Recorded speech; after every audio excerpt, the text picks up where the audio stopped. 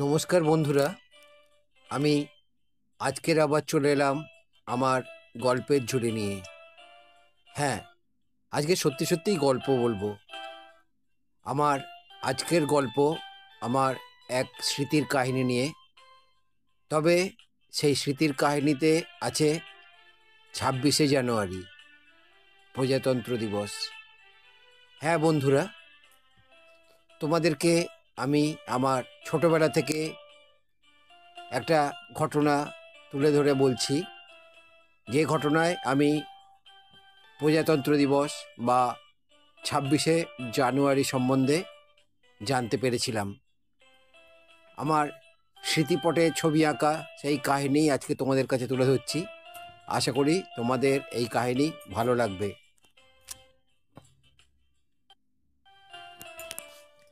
26শে জানুয়ারি ভারতের প্রজাতন্ত্র দিবস। সেজন্য বিদ্যালয়ে ছুটি থাকে। সেদিনও ছুটি ছিল, তবে ভোরবেলায় আমরা সবাই বিদ্যালয়ে উপস্থিত হয়েছিলাম।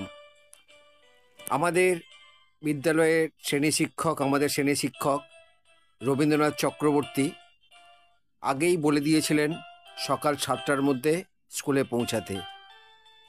সেদিন 7টার মধ্যে স্কুলে পৌঁছালাম।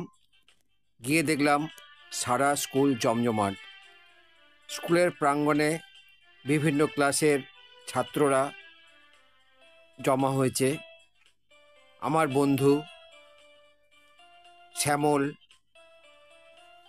রানা, দিলীপ, অলোকেশ, আরও অনেক, সকলের নাম এই মুহূর্তে আমি আর বলছি না। সকলেই এসেছে। ঠিক 7টায় প্রজাতন্ত্র দিবস উদযাপনের অনুষ্ঠান শুরু হলো।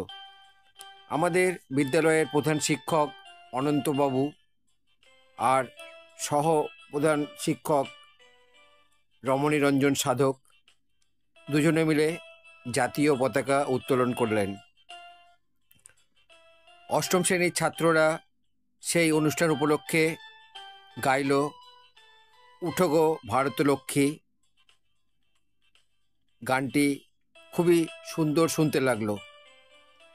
তারপর আমাদের ইতিহাসের শিক্ষক অতুলচন্দ্র রায়, আমাদের মাস্টারমশাই, প্রজাতন্ত্র দিবস সম্বন্ধে বা প্রজাতন্ত্র দিবস উদযাপন করার গুরুত্ব এবং তাৎপর্য আমাদের সামনে ব্যাখ্যা করলেন।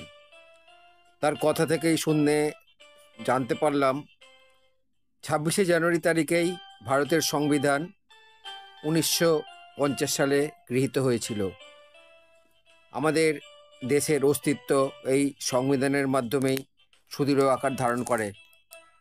প্রধান শিক্ষক অনন্তবাবু ভারতের স্বাধীনতা সংগ্রামের বীর যোদ্ধাদের কাহিনী শোনালেন। আমরা সকলেই সেই গল্প শুনে স্বদেশের জন্য, দেশপ্রেমিক বিপ্লবীদের জন্য গর্বিত হয়ে উঠলাম। প্রণাম জানালাম তাদের। শেষে দশম শ্রেণীর ছাত্ররা শোনালো রবীন্দ্রনাথের লেখা গান বাংলার মাটি বাংলার জল।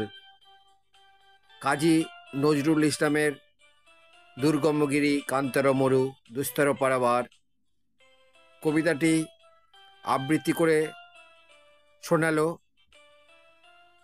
দ্বাদশ শ্রেণীর এক দাদা। তার নাম জয়ন্ত সরকার। সেই গান, সেই কবিতা, এগুলো শোনার পরে শেষে আমরা সকলে মিলে ভারতের জাতীয় সঙ্গীত জনগণ মন অধিনায়ক জয় হয়ে গাইলাম। তারপরে স্কুলের পক্ষ থেকে আমাদের মিষ্টিমুখ করানো হলো। এবারে বিদায়ের পালা। শেষে আমরা সকলে মিলে বাড়ির দিকে এগিয়ে গেলাম। বাড়ি ফিরতে ফিরতে দেখলাম বিভিন্ন ক্লাবে এই দিনটি উদযাপন করা হচ্ছে, জাতীয় সঙ্গীত গাওয়া হচ্ছে এবং বিভিন্ন গান হচ্ছে। দেশাত্মবোধক গান চলছে মাইকে, সেই সব শুনতে শুনতে আরও দেখলাম বাড়ির ছাদে ছাদে উড়ছে ভারতের জাতীয় পতাকা। দেখে খুবই ভালো লাগলো আমার। আমরা সবাই এই প্রথম প্রজাতন্ত্র দিবসের যে ব্যাখ্যা জানতে পারলাম, বীর শহীদদের বলিদান তার সম্বন্ধেও জানতে পারলাম। তারপরে চিরদিনের মতো আমাদের মাথায়, আমাদের বুদ্ধিতে ঢুকে গেল এই কাহিনী, এই দিনের গুরুত্ব। আমার আজকের গল্প আমি এখানেই শেষ করছি। তোমরা আগামী প্রজাতন্ত্র দিবস খুব গর্বের সঙ্গে, খুব আনন্দের সঙ্গে পালন করো। দেশকে, দেশনায়ককে, দেশের বিপ্লবীদের শ্রদ্ধা জানাও। এই কথা বলেই আমি আমার আজকের প্রতিবেদন এখানেই শেষ করছি।